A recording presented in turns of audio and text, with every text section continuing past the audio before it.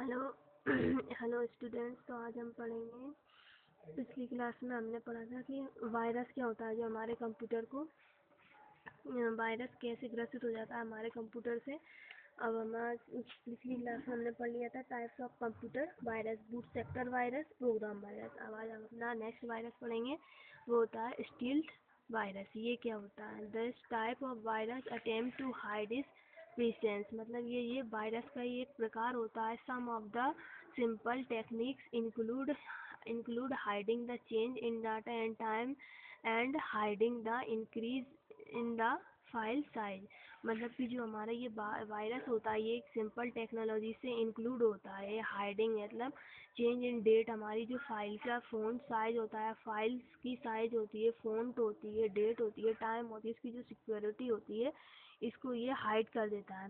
Some even prevent antivirus software from reading the part of the file where the virus is located. जो हमारा एक antivirus program होता है, जो computer में पहले से इंस्टॉल किया जाता है, जो कि जब भी हमारे कंप्यूटर में वायरस आता है तो हमें ये अलर्ट कर देता है कि हमारे कंप्यूटर में वायरस है। समय रहते हमें ये अलर्ट कर देता है। और अलर्ट करने का काम कौन सकता है? हमारा एंटी वायरस करता है। और ये हमारे हमारे कंप्यूटर में ये फाइल को कहाँ हाइड करता है, ये इसकी लोकेशन भी हमें बताता है, स्टील्थ वायरस। उसके बाद आता है अपना next multi multipartite virus. तो मल्टी पार्टिटी वायरस क्या होता है, अब हम पढ़ेंगे। This virus can infect both the boot sector of a disk as well as the executable files. तो जो हमारा ये वाला वायरस होता है, ये भी वायरस का प्रकार होता है। और ये इनफैक्ट यानी असल में ये है ना, बूट सेक्टर ऑफ डिस्क, यानी डिस्क में हमारी जो भी बूट सेक्टर होती है, जो हमारी फाइल स्टोर होती है, एग्जीक्यूटेबल फाइल्स होती हैं, उसको कौन करप्ट करता है? Multipartite virus. It is the worst virus because it can combine a lot of techniques to prevent its detection. It is the worst virus मतलब ये एक worst virus होता है because क्योंकि it can combine a lot of technique, मतलब ये बहुत सारी टेक्निक से कंबाइन होकर बना होता है। टू प्रिवेंट इन डिटेक्शन, ये हमारे फाइल को भी करप्ट करने की, और हमारे कंप्यूटर इससे ग्रसित हो जाते हैं। अगला आता है हमारा macro virus. A macro virus uses the macro language of an application. जो हमारा मैक्रो वायरस होता है वो भी हमारा एक वायरस का प्रकार होता है, टाइप्स होता है। और ये मैक्रो वायरस यूजेस द, हम मैक्रो वायरस का यूज़ करने पर इसकी एक लैंग्वेज एंड एप्लीकेशन की एक लैंग्वेज होती है, सच एज वर्ड प्रोसेसर और spreadsheet to open virus code. मतलब कि as such as a word processor program, spreadsheet यानी वर्ड प्रोसेसर हमारा MS वर्ड हुआ, स्प्रेडशीट हमारा MS एक्सेल कहलाता है, to open virus code. When you open a document that contain an infected macro, मतलब कि जब हम अपने डॉक्यूमेंट को कंटेन करके उसको ओपन करने की कोशिश करते हैं, तो ये हमारा इन्फेक्ट यानी मैक्रो में इन्फेक्ट करता है। The virus loads into memory, जो वायरस का लोड होता है वो मेमोरी पर भी रहता है। The creators to macro viruses often hide them in templates, मतलब जो हमारी फाइल होती है, अब जो भी हमारे मैक्रो होते हैं उनको भी हाइड करता है ये macro virus. So the virus infect any document that uses the template. So the virus infect यानी जो वायरस का इन्फेक्ट होता है असल में एनी डॉक्यूमेंट, यानी जो भी बहुत सारे एनी डॉक्यूमेंट्स होते हैं उसका यूज उसको टेम्पलेट करने में करता है। Many viruses are activate the movement a computer access on infected file और रन एन इन्फेक्टेड प्रोग्राम। मतलब जो कि बहुत सारे जो वायरस होते हैं, जो उनका इन्फेक्ट होता है, वो कंप्यूटर जब एक्सेस होता है, उसकी फाइल जब रन हो रही होती है, वह फाइल मैसेज देता है, या हमारे जो प्रोग्राम होते हैं उनको भी करप्ट करने में कौन किसका हाथ होता है? ये होता है कंप्यूटर वायरस का। Other virus called logic bombs any time bomb, यानी कि जो अदर वायरस होते हैं वो यानी लॉजिक बॉम्ब पर एवं और टाइम बॉम्ब पर भी एक्टिवेट इन स्पेसिफिक क्रिटेरिया। मतलब जो बहुत सारे अदर वायरस होते हैं वो लॉजिक बॉम्ब्स या टाइम बॉम्ब पर भी एक्टिवेट होते हैं स्पेसिफिक क्राइटेरिया, यानी स्पेसिफिक कार्य करने के लिए। A logic bomb is a virus that activate when it detects a certain condition.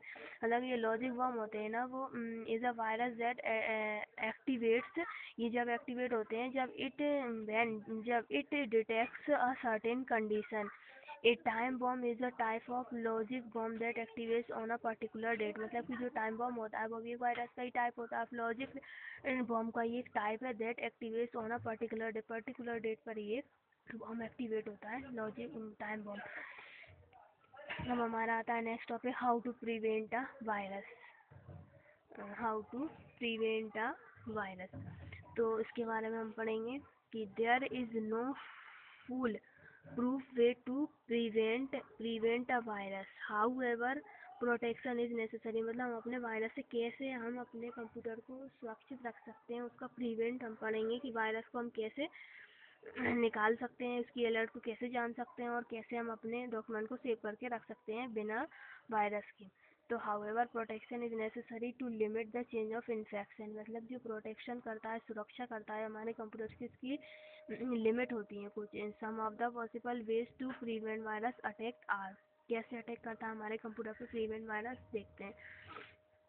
First point है हमारा इंस्टॉल एंटीवायरस सॉफ्टवेयर। सबसे पहले हमें अपने कंप्यूटर में क्या करना चाहिए, एंटीवायरस प्रोग्राम को इंस्टॉल करना चाहिए। This software scans our computer usually when the computer start. अभी जो सॉफ्टवेयर होता है वो हमारे कंप्यूटर में जब हम कंप्यूटर स्टार्ट करते हैं उसकी लोकेशन, उसकी remote any virus that are found, यानी उसको स्कैन कर लेता है। Symantec Norton antivirus DR Solomon antivirus. मतलब ये जो सेमेनेटिक नॉर्सन एंटीवायरस, ये भी एक एंटीवायरस का ही प्रकार होते हैं जो हमारे कंप्यूटर को वायरस से बचाता है।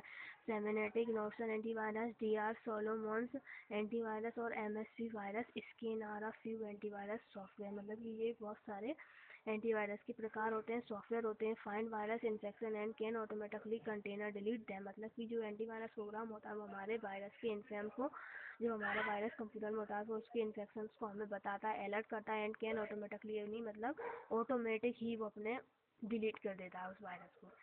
सेकेंड आता है update your antivirus software frequently as new viruses appear everyday. मतलब कि जो हमारे कंप्यूटर में ना जो न्यू वायरस होते हैं वो एवरीडे आ सकते हैं, तो हमें सबसे पहले क्या करना चाहिए, हमें अपने समय समय पर अपडेट करते रहना चाहिए अपने एंटीवायरस प्रोग्राम को। Since new viruses are created all the time it is important. मतलब कि जब वो न्यू वायरस, चूँकि न्यू वायरस जब आते हैं are created all the time, it is important that we keep our virus of definition up to date. मतलब कि हमें पहले से ही सब कुछ अपना एंटीवायरस प्रोग्राम को अप टू डेट रखना चाहिए कि पता नहीं वायरस कब आ जाए हमारे कंप्यूटर में। Simply installing virus protection and never updating the virus definition will not protect your computer. मतलब कि जो हम अपने एंटीवायरस प्रोग्राम की इंस्टॉल करके हम अपने कंप्यूटर में नहीं रखते हैं, उसकी समय समय पर अपडेटिंग नहीं करते हैं, तो ये हमारे कंप्यूटर को प्रोटेक्ट नहीं करता, सुरक्षित नहीं रहता हमारा कंप्यूटर। थर्ड आता है हमारा avoid taking and using software from unreliable sources. ये ना हमारे taking and using software from unreliable sources होते हैं ना जो हमारे, उसको अवॉइड करता है। फोर्थ आता है हमारा do not use pirated software as they have a higher chance of being infected than legitimate commercial and shareware software buy in licensed software. मतलब कि जो कमर्शियल या शेयरवेयर जो सॉफ्टवेयर होते हैं डू नॉट यूज़, यानी उसका use protected software as they have higher chance के लिए उसका हम यूज़ नहीं कर सकते infected than legitimate. Do not download content from unreliable sources on the internet. मतलब कि हमें है ना जो अनरिलायबल सोर्सेज होते हैं उनको डाउनलोड नहीं करना चाहिए इंटरनेट से। वायरस में piggyback on such contents, इनका एक piggyback on such contents होता है। Do not open any file attach to an email from an unknown source. मतलब कि जो अननोन होते हैं जिन्हें हम जानते ही नहीं है कि वो कौन सा सोर्स है, तो अननोन सोर्स को हमें कभी ओपन नहीं करना चाहिए और अपनी फाइल से कभी भी अटैच नहीं करना चाहिए, क्योंकि हो सकता है कि अननोन फाइल सोर्सेस में वायरस हो और उसके अगर आप अपनी फाइल से उसको अटैच करेंगे तो आपकी फाइल या कंप्यूटर में भी वायरस आने का खतरा रहता है।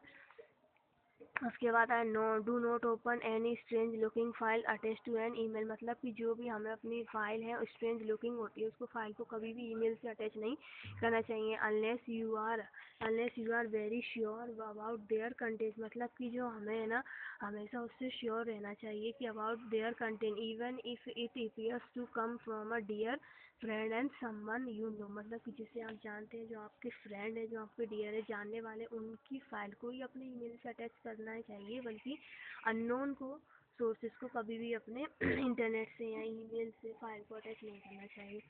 नेक्स्ट आता है to be on the safe side scan everything that you download, मतलब कि हम जो है ना एक सेफ साइट को भी डाउनलोड कर सकते हैं जो एवरीथिंग स्कैन करेगी हमारी फाइल को। A simple virus scanning program can protect against these, मतलब कि जो भी हमारे अगेंस्ट होते हैं ना, वो हमारी फाइल को करप्ट करना चाहते हैं, हमारी इन्फॉर्मेशन को चुराना चाहते हैं, तो वो वायरस भेजते हैं हमारे कंप्यूटर में, उसके अगेंस्ट हमें स्कैनिंग करनी चाहिए। Most antivirus program can be configured to automatically inspect every download file, जो कि मोस्टली जो बहुत सारे जो एंटीवायरस प्रोग्राम्स होते हैं ना, वो कॉन्फ़िगर टू ऑटोमेटिकली कि अपने आप ही ऑटोमेटिकली अपनी जो डाउनलोड फाइल होती है उसको इंस्पेक्ट करते हैं, सुरक्षित रखते हैं।